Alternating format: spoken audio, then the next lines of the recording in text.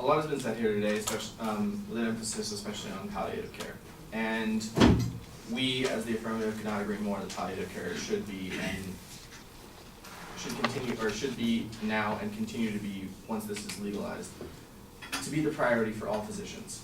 Now, they make the claim that the Oregon model is legitimately flawed and that there are things going on without the patient's knowledge. There are illegal activities going on through the physicians in reference to physician-assisted suicide. I would urge you to consider that the correct way to manage this is not to make physician-assisted suicide more taboo and more illegal.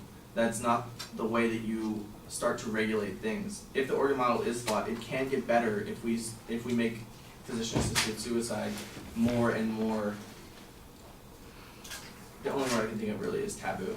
Just like with abortion being illegal in the United States years and years ago, there were still people every day who would get abortions, who would do the back alley abortions and potentially harm themselves. There were 1.2 million people in a span of 10 years between 1980 and 1990 who actually still had abortions, 1880 and 1890, sorry, who still had abortions even though this practice was illegal. They also claimed that we are not pushing for palliative care, which is not the case. Palliative care is always going to be the first option for any terminally ill patients. Dr. Helen Starks, PhD, states that she believes that physician-assisted suicide should be legalized because it allows for more scrutiny of the application of the safeguards. The practice is happening regardless of legal status. Keeping it illegal has the potential to cause more harm than good, as it restricts access to knowledge and social services and healthcare providers who may help patients and families explore the other options of achieving a good death, leaving physician-assisted suicide as truly an option as a last resort, not the first option. Even Dr. Frey states that, especially with regard to taking a life, the slippery slope arguments that they presented, saying that it can become out of hand, that palliative care will no longer be the first option for doctors, is not the case. The slippery slope arguments are a scare tactic. They are a what if.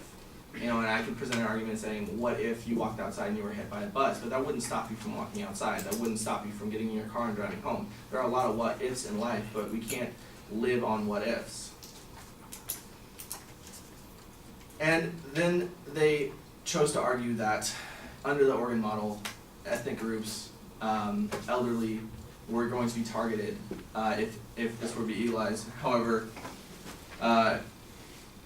Dr. Benatar actually argues the opposite. The abuse of a legal right to drive often has fatal consequences, and thus is not unlike euthanasia in severity of the outcome of abuse. And unlike the case of euthanasia, fatalities from car accidents and driving worse than abuse and euthanasia. Few opponents of the legal right to die are prepared to accept the implication that driving should be withheld from some people, and legal right to responsible activity merely because of other people abusing the right. Now, in reference to their claim that people were being targeted, in January 1998 and December 2002, those who died of physician-assisted suicide were more likely to be college graduates, more likely to be Asian, somewhat younger, and more likely to be divorced. These are not the groups that they describe. These are not the poor old people being having DNRs signed on their behalf. They are not the black people that they claim were being targeted. Our opponents have not presented enough evidence suggesting that these things are going to happen.